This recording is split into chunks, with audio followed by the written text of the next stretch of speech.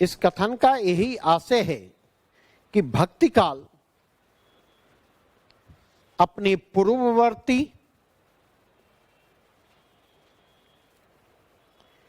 और परवर्ती कालों से श्रेष्ठ है।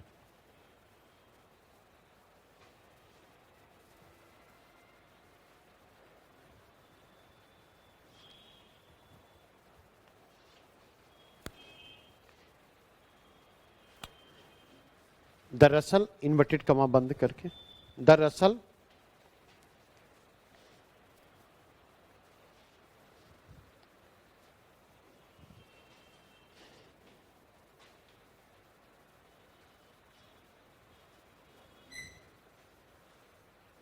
जब श्याम सुंदर दास की नजर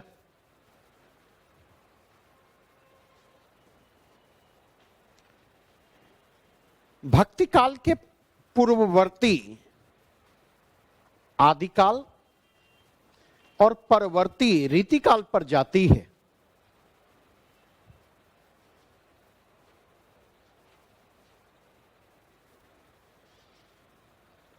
तो वे उस दौर के रचनाकारों को, उस दौर के रचनाकारों और उनकी रचनाओं को सामंती दरबारी संस्कृति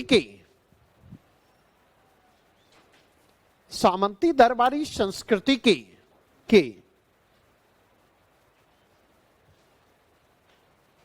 चारों तरफ चक्कर लगाते देखते हैं,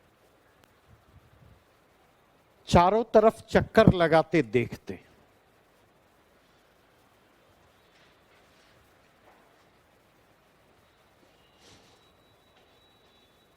और इस निष्कर्ष पर पहुंचते हैं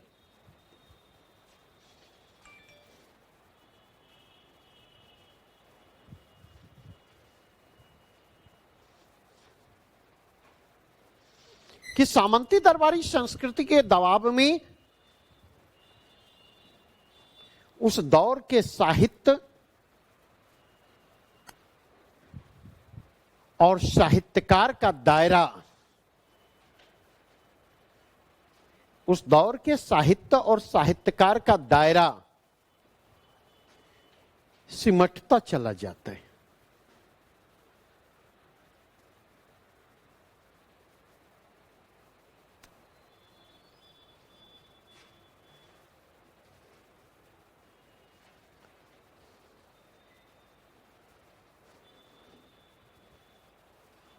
सिमटता चला जाता है।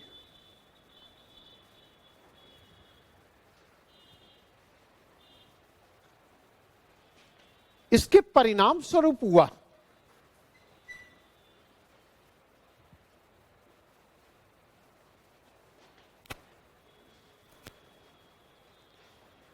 व्यापक जनजीवन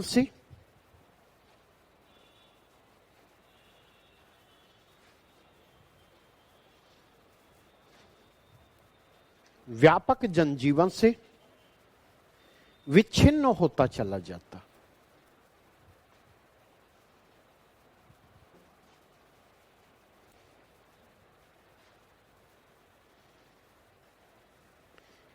वे अपनी बातों को आगे बढ़ाते, वे अपनी बातों को आगे बढ़ाते। इन्वर्टेड कमा, हिंदी काव्य में से यदि वैष्णव कवियों के काव्य को निकाल दिया जाए, हिंदी काव्य में से यदि वैष्णव कवियों के काव्य को निकाल दिया जाए तो जो बचेगा वह इतना हल्का होगा, जो बचेगा वह इतना हल्का होगा कि हम उस पर किसी प्रकार का गर्व न कर सकेंगे।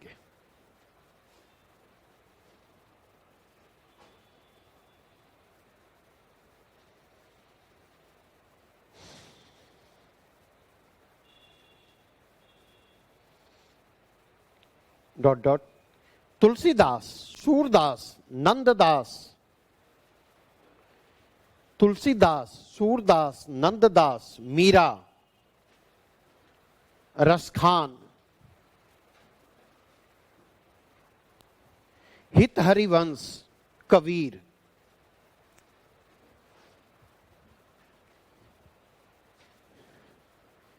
इनमें से किसी पर भी संसार का, इनमें से किसी पर भी संसार का कोई साहित्य गर्व कर सकता है।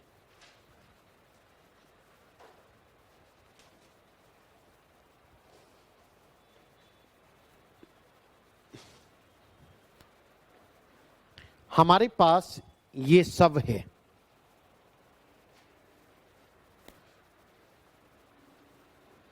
हमारे पास ये सब है। ये वैष्णव कवि हिंदी भारती के कंठमाल हैं।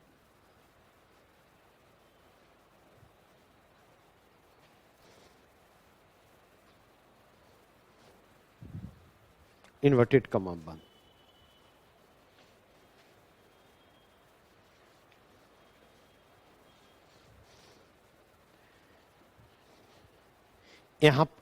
यहां पर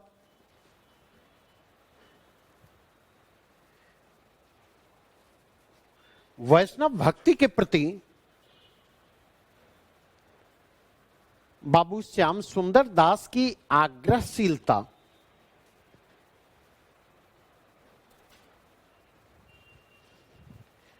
छुपाए नहीं छुपती।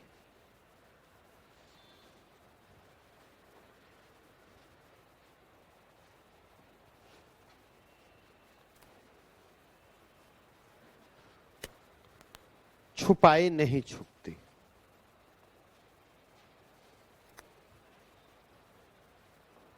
और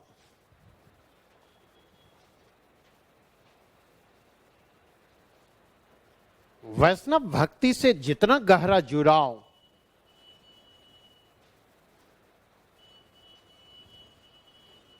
भक्ति साहित्य का है,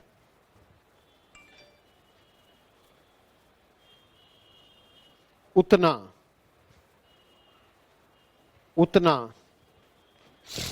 इस कालखंड के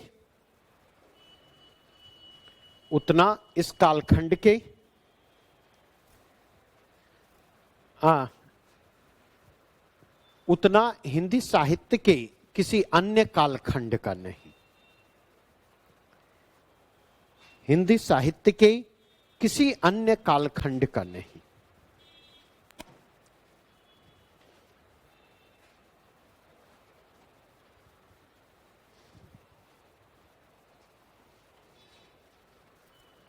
इस जुड़ाव ने भी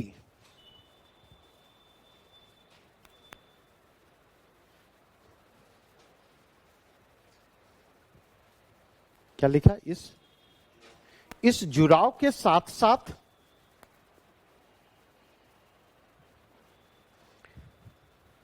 भक्ति काव्य की लोक तक व्यापक पहुंच और उसकी व्यापक प्रभावशीलता ने भी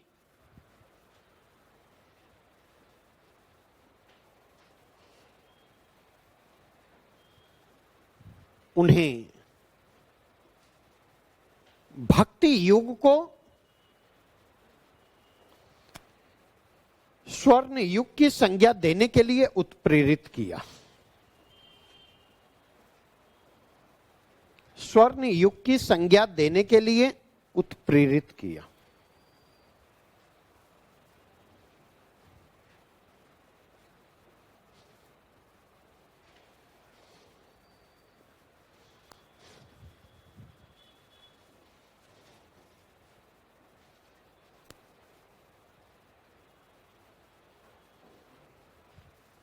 पैराचिन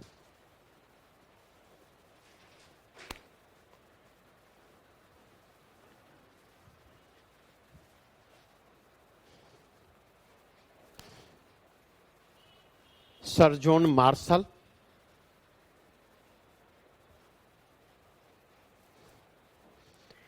भक्ति काल के वैशिष्ट की ओर इशारा करते हुए, भक्ति काल के वैशिष्ट की ओर इशारा करते हुए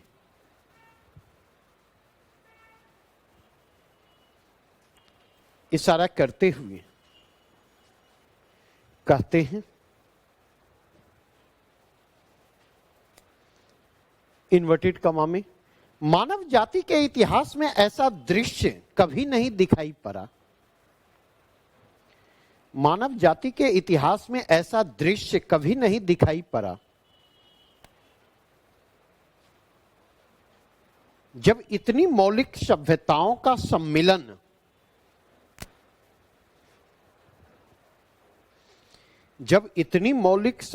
का सम्मिलन और सम्मिश्रण हुआ।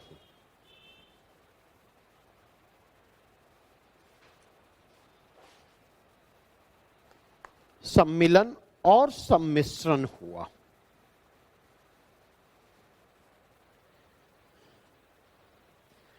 यहां पर मार्शल का इशारा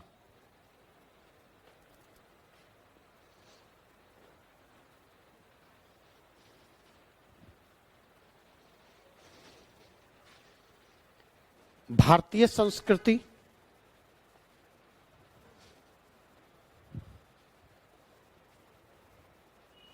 जो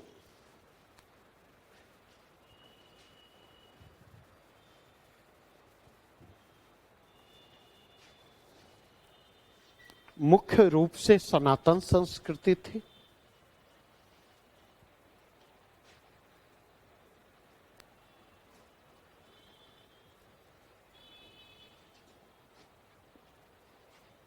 और लोक तत्वों का समावेश जिसे समृद्ध कर रहा था।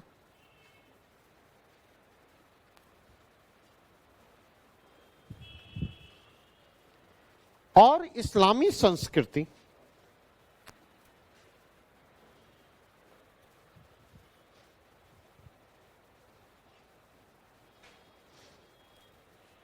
के सम्मिलन एवं सम्मिश्रण के परिणाम स्वरूप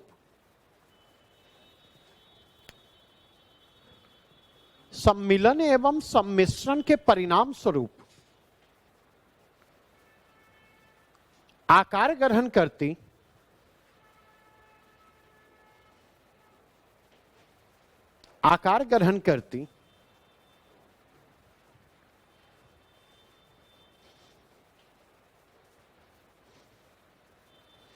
गंगा जमुनी तहजीब को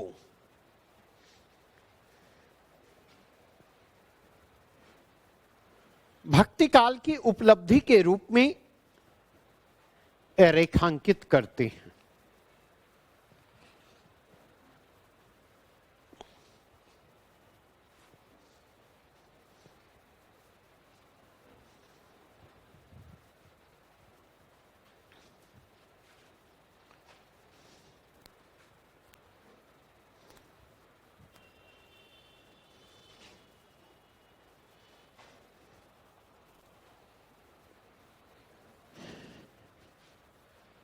इस पूरी प्रक्रिया में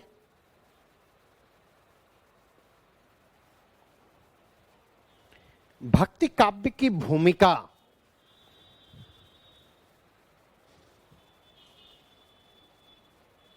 महत्वपूर्ण एवं निर्णायक रही है।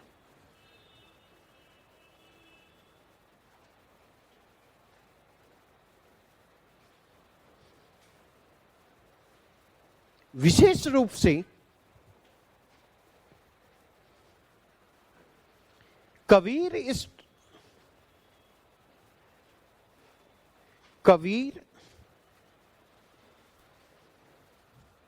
इन दोनों संस्कृतियों की टकराहट को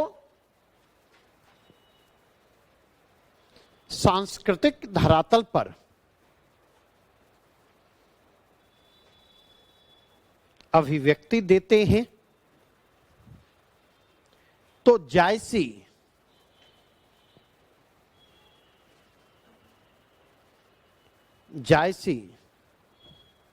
राजनीतिक धरातल पर।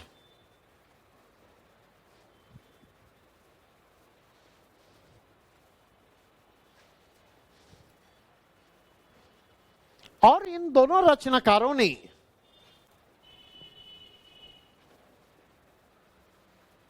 कर्मकांड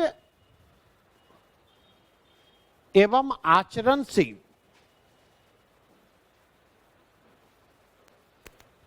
इन दोनों रचनाकारों ने धर्म को कर्मकांड एवं आचरण से परे रखकर देखते हुए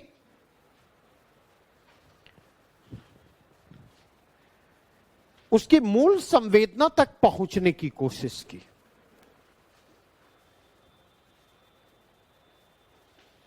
उसकी मूल संवेदना तक पहुंचने की कोशिश की।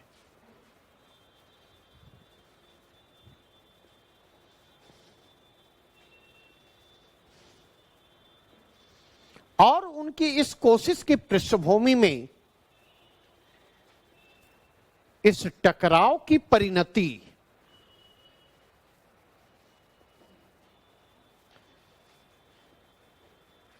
उनकी इस कोशिश की पृष्ठभूमि में इस टकराव की परिणति समाहार के रूप में होती है। समाहार के रूप में होती है। दादू की पंक्तियां संत कवि दादू की पंक्तियां इसी समाहार की ओर इशारा करती हैं।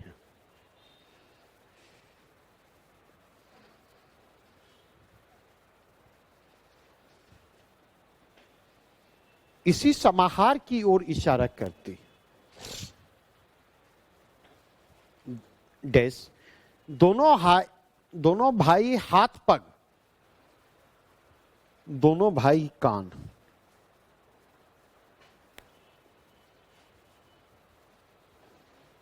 दोनों भाई हाथ पग, दोनों भाई कान, दोनों भाई आंखें, दोनों भाई आंखें, हिंदू और मुसलमान।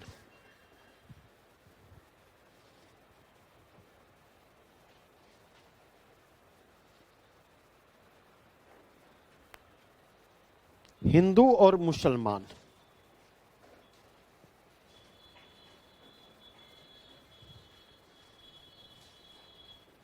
पैरा चेंज कर।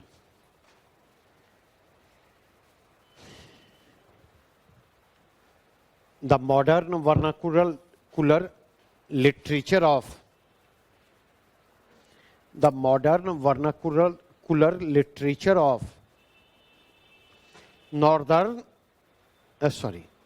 literature of हिंदुस्तान में, the modern vernacular literature of Hindustan में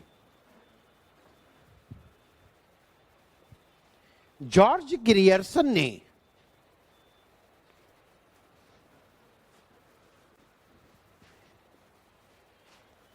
राहुल बुक ले आना तो टेबल पर होगा।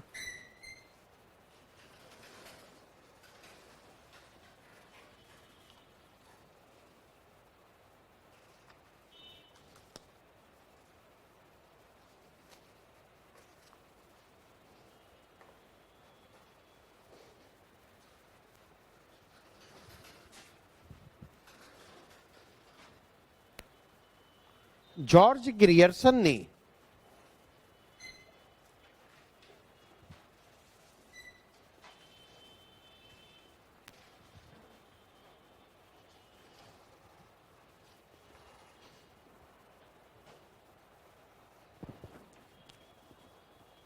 हिंदी साहित्य के इस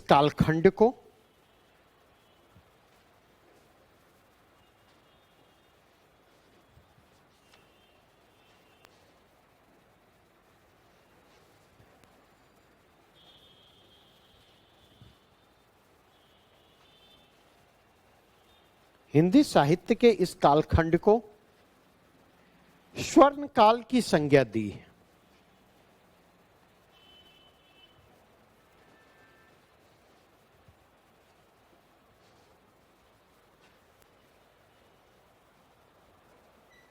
स्वर्ण काल की संज्ञा दी।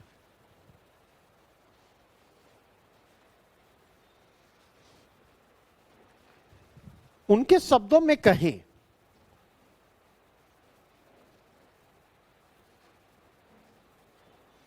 तो यह कालखंड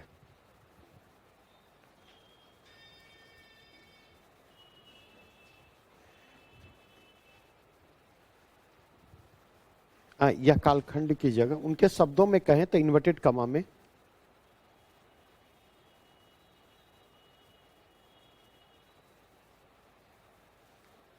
16वीं 17वीं सदी हिंदुस्तानी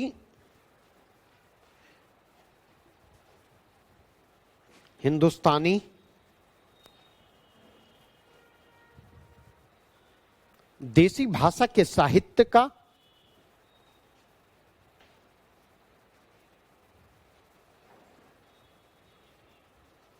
स्वर्ण काल है।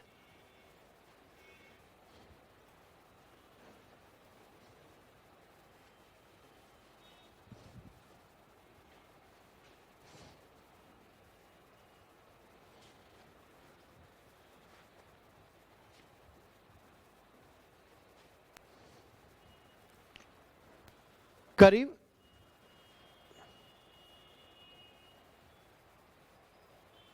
इस देश के सभी महान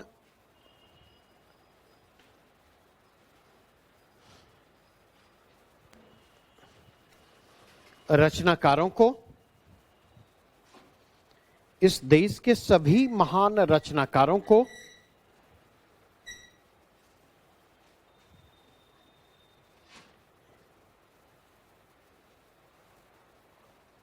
इस देश ने देखा,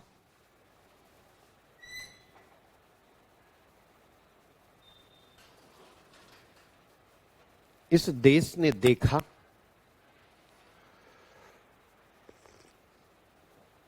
और उनके नेतृत्व में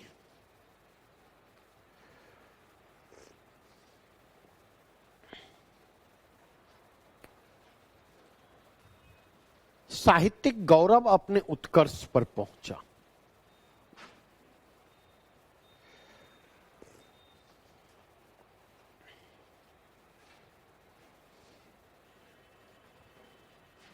इन्वर्टेड कॉमा में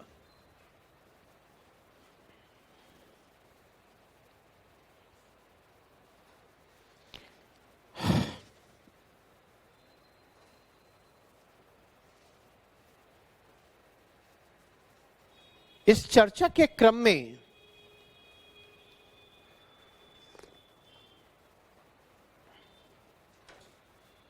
ग्रियर्सन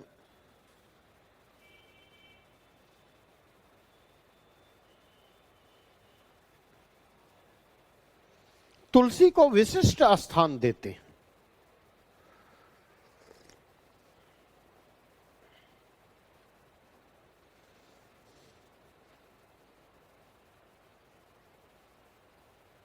और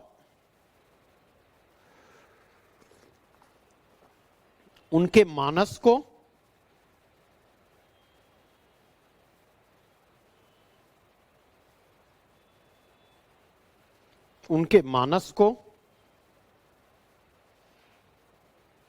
भारतीय जनमानस के बाइबिल की संज्ञा देते।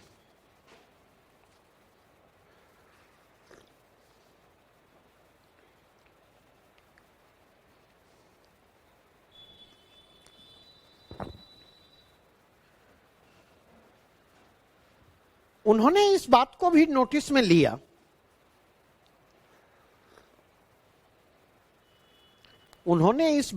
नोटिस में लिया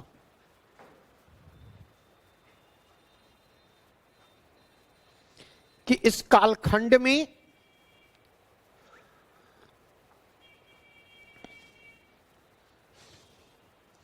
हिंदुस्तानी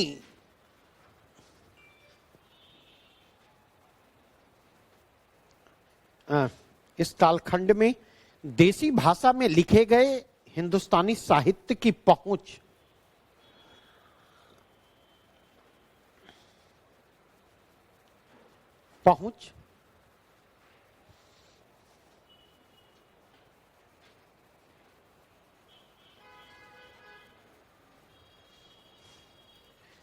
सामंत सरकारों के दरबारों तक सिमटी नहीं रहती।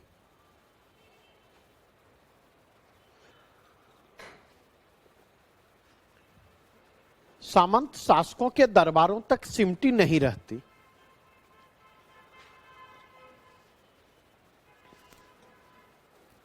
वरन व्यापक लोक जनमानस से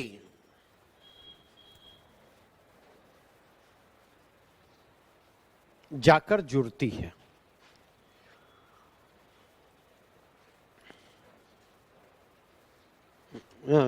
जुड़ता है, व्यापक लोक जनमानस से जुड़ता है, और ना केवल जुड़ता है,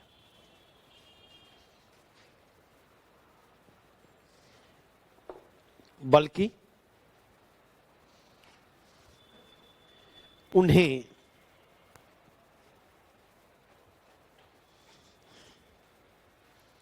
आगे की राह भी दिखलाता है।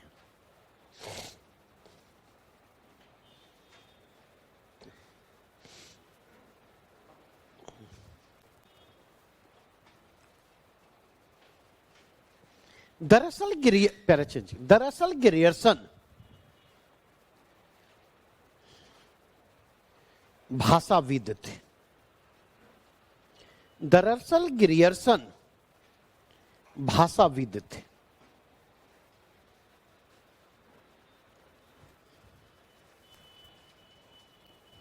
और उन्होंने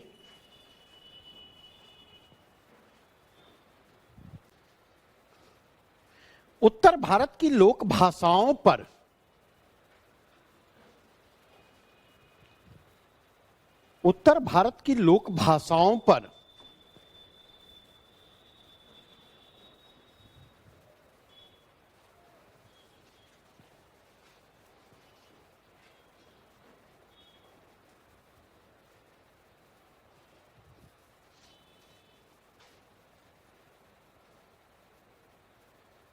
व्यापक शोध किया है।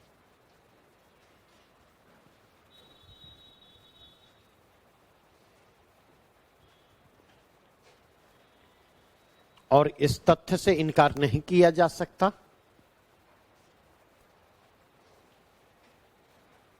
कि भक्तिकाल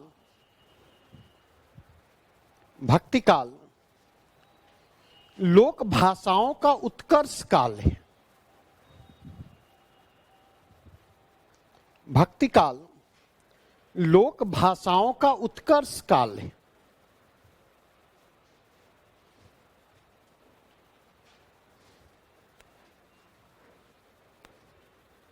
इस दौर में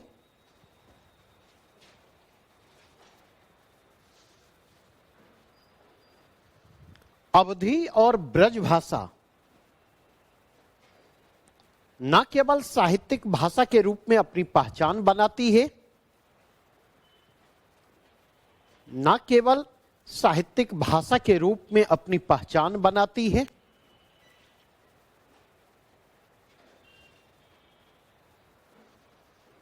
वरन अनुभूति एवं अभिव्यक्ति के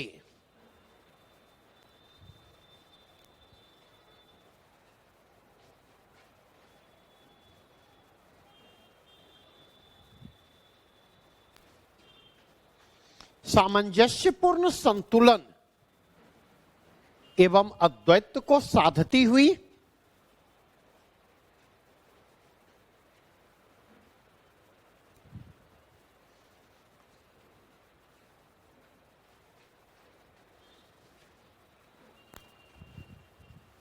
अपने साहित्यिक उत्कर्ष पर भी पहुंचती।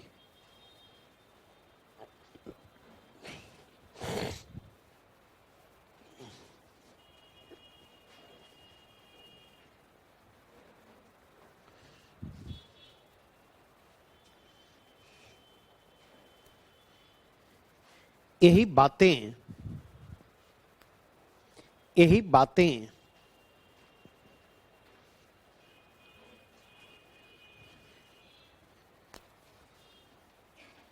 संत कवियों के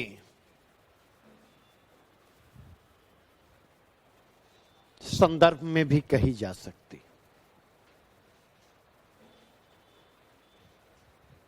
जिन्होंने लोक में प्रचलित भाखा को,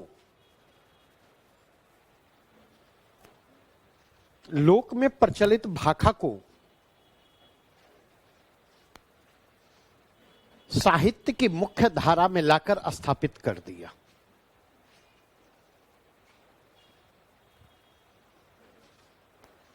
और इस बहाने साहित्य को जन जन तक पहुंचा दिया।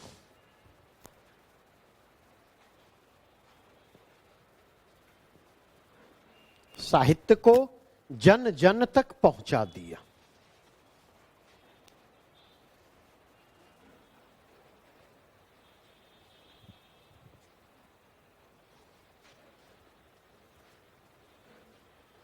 जब लोगों ने अपनी ही अनुभूतियों को अपनी ही भाषा में अभिव्यक्त होते देखा,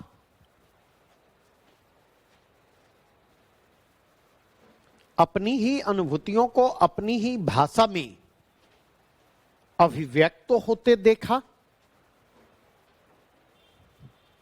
तो उसे हाथों हाथ लिया, तो उसे हाथों हाथ लिया।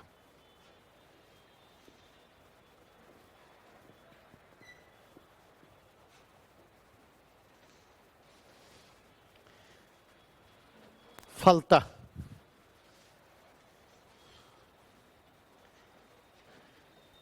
साहित्य और समाज के बीच जो दूरियां थी,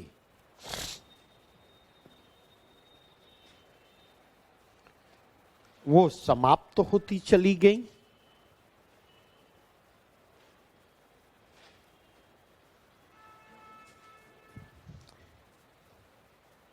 समाज साहित्य तक पहुंचा, साहित्य समाज तक पहुंचा और समाज साहित्य तक पहुंचा।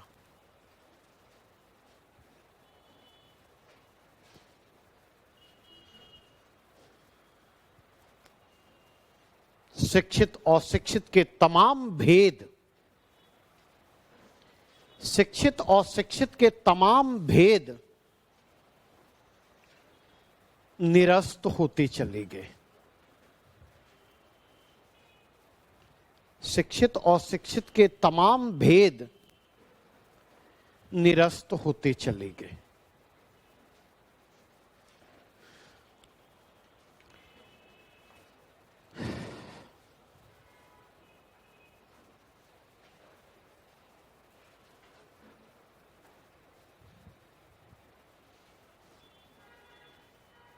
हिंदी साहित्य के इतिहास में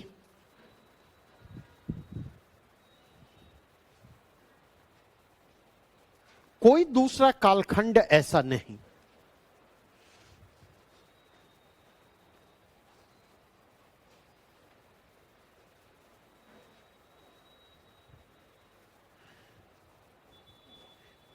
जिसने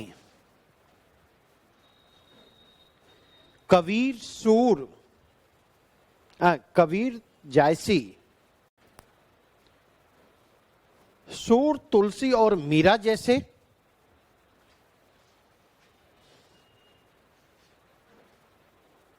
रचनाकारों को दिया हो,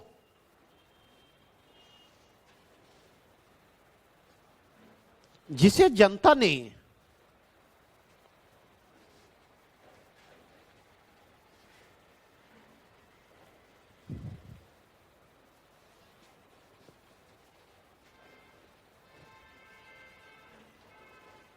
अपने सिर आंखों पर बिठाया हो।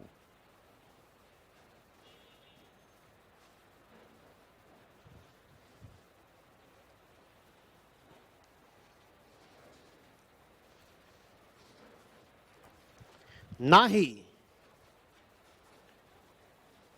ना ही कोई कालखंड ऐसा है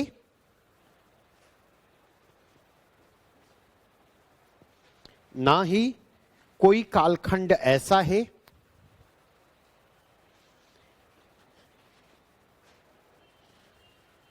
जिसमें पद्मावत, रामचरितमानस,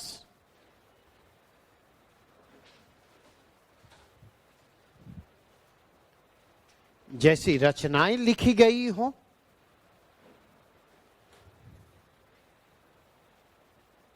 जो महाकाव्यात्मकता के उत्कर्ष को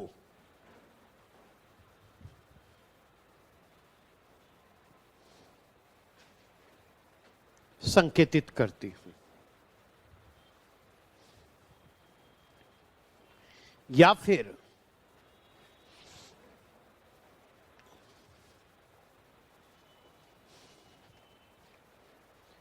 सूर सागर जैसी रचनाएं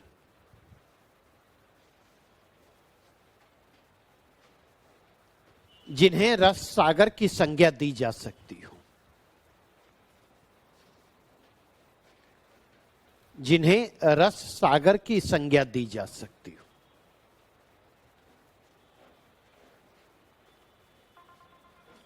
और भ्रमर गीत जैसी रचनाएं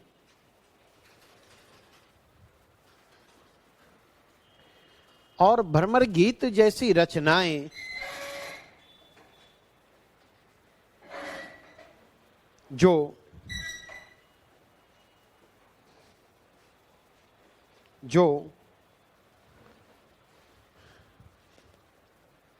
प्रबंध और मुक्तक के बीच के अंतरालों को भरती हुई, प्रबंध और मुक्तक के बीच के अंतरालों को भरती हुई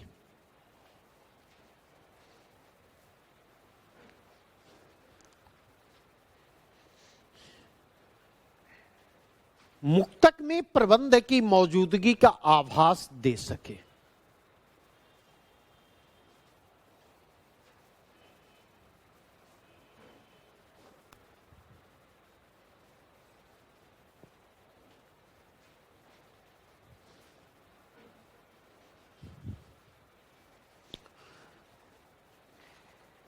हिंदी साहित्य के किसी अन्य कालखंड में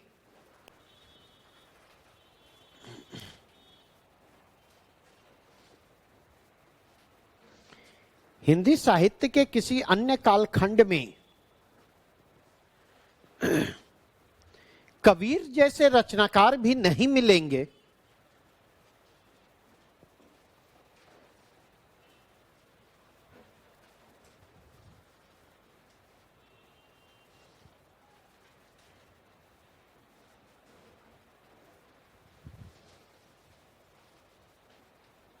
जिनमें अस्वीकार का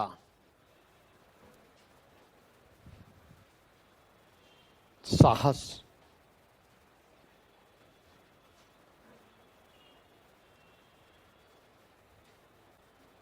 उस हद तक पहुंच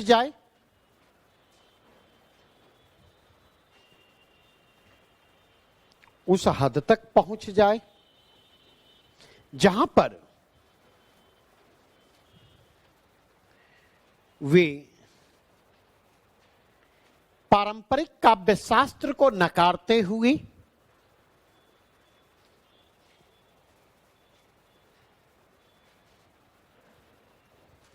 वैकल्पिक सौंदर्य शास्त्र की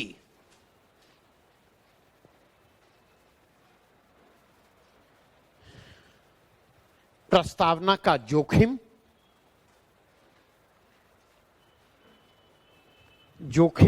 मोल ले सके।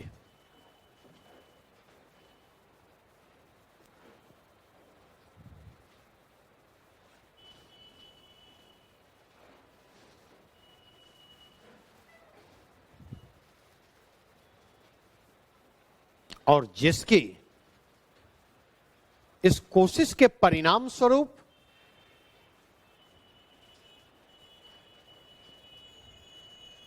जीवन का सौंदर्य ही, जीवन कर्म का सौंदर्य ही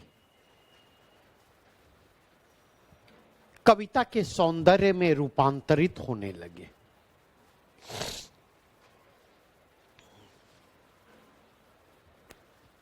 कविता के सौंदर्य में रूपांतरित होने लगे।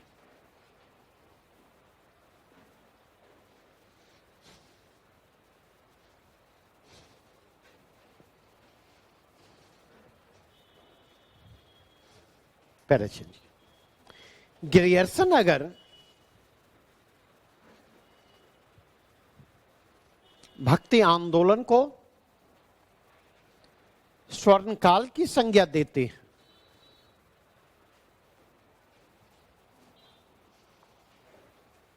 ग्रियर्सन अगर भक्ति आंदोलन को स्वर्णकाल की संज्ञा देते हैं,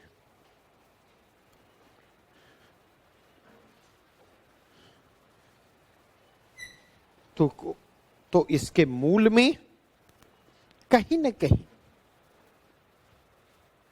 उनका पश्चिमी श्रेष्ठता बोध भी मौजूद है।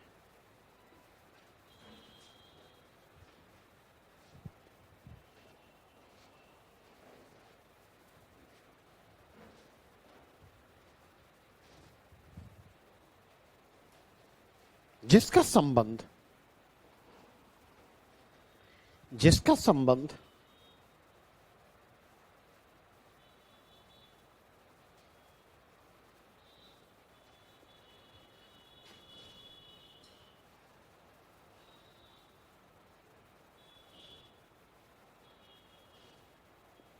अंग्रेजी साम्राज्यवादी मानसिकता,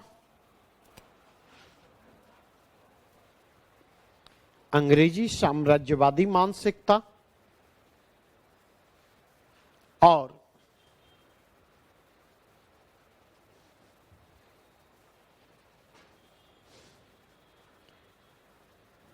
रुडयार्ड किपलिंग के श्वेत बोझ के सिद्धांत से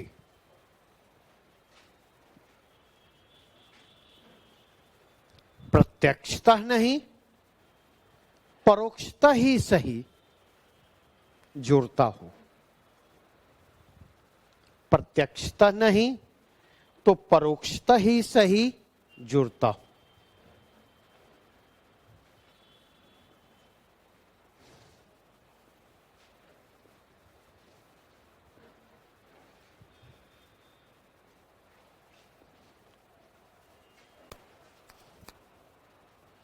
इसी से प्रेरित होकर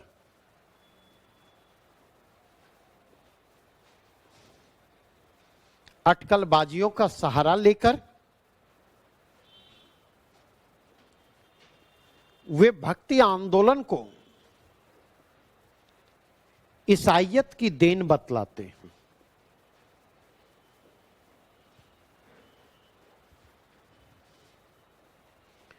और भक्ति काव्य में मौजूद अहिंसा, करुणा, अहिंसा, करुणा,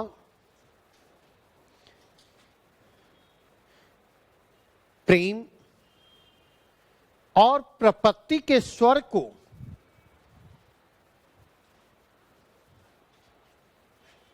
ईसाइयत से संबद्ध करके देखते हैं, ईसाइयत से संबद्ध करके देखते हैं।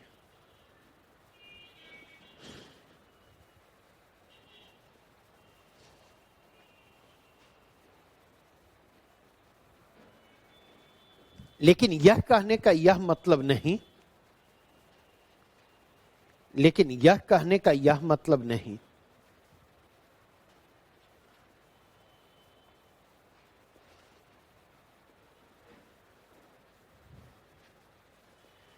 कि भक्ति काल को स्वर्ण काल की संज्ञा देते हुए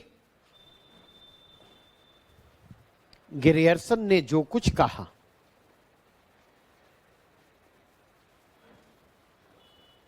और उसके लिए जिन तर्कों का सहारा लिया,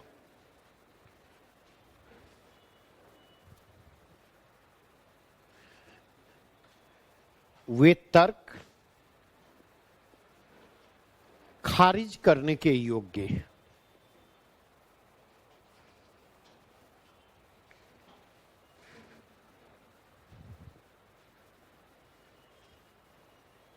उन तर्कों की अपनी अहमियत है,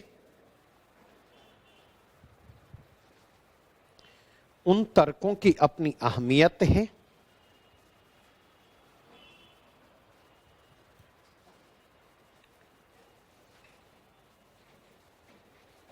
और वे तर्क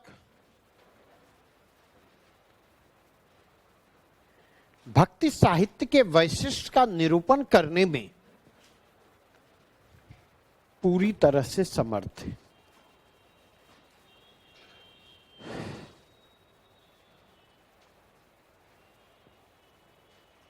भक्ति साहित्य के वैशिष्ट्य का निरूपण करने में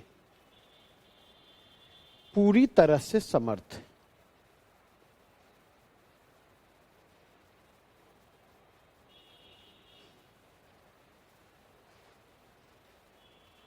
लगभग ये डायमेंशन पूरा आ गया, लगभग चीजें यहां पर आ गई।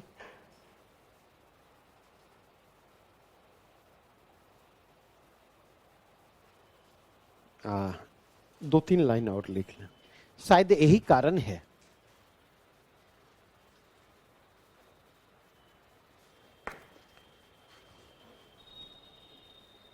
शायद यही कारण है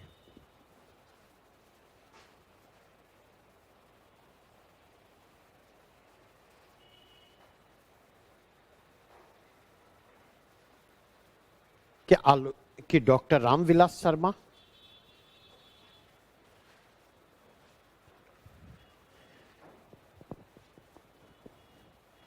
भक्ति काव्य को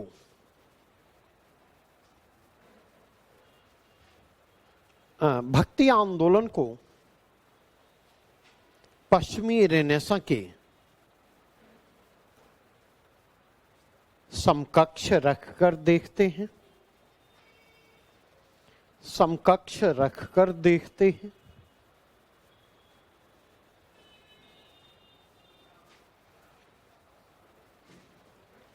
उसके सामंत विरोधी मूल्य और उसके सामंत विरोधी मूल्यों को लक्षित करते हुए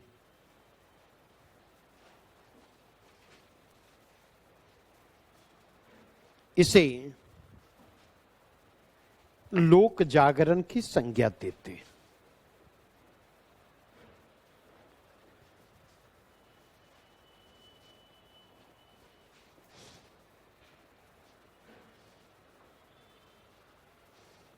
उनकी नजरों में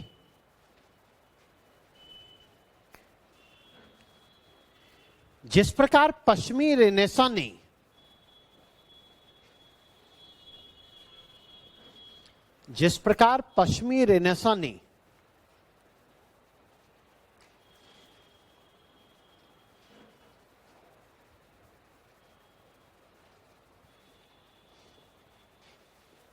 यूरोप को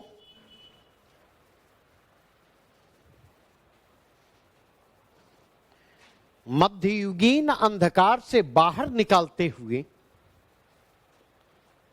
मध्ययुगीन अंधकार से बाहर निकालते हुए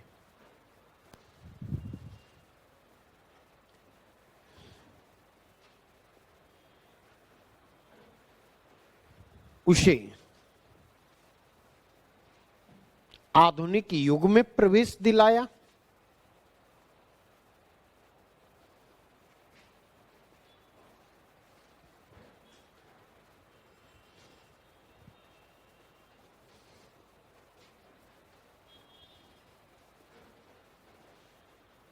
धर्म की सरी गली मान्यताओं को,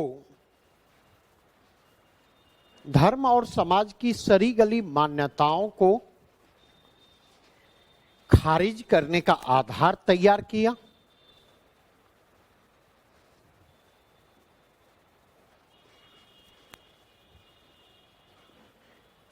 ठीक उसी प्रकार भक्ति आंदोलन ने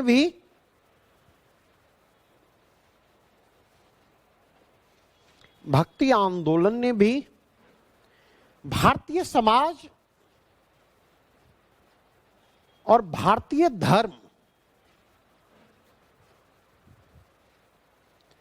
कि सरी गली मान्यताओं को खारिज करते हुए, कि सरी गली मान्यताओं को खारिज करते हुए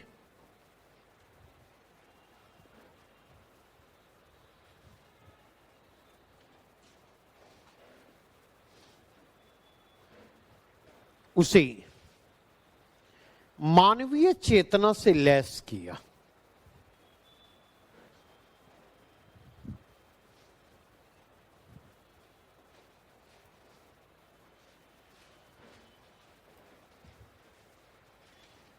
संक्षेप में कहें तो भक्त कवियों और भक्ति साहित्य की भूमिका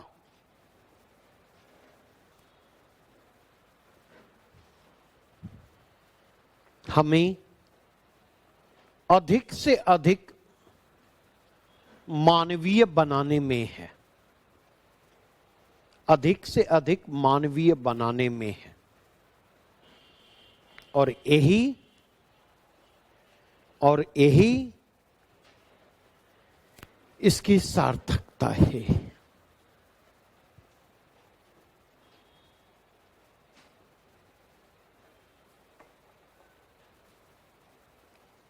ठीक है, आज यहीं तक रहने दें। कल इसके सेकेंड पार्ट जो है, ठीक है, असहमति कहां कहां हो सकती, किन संदर्भों में हो सकती, उसको करते हुए फिर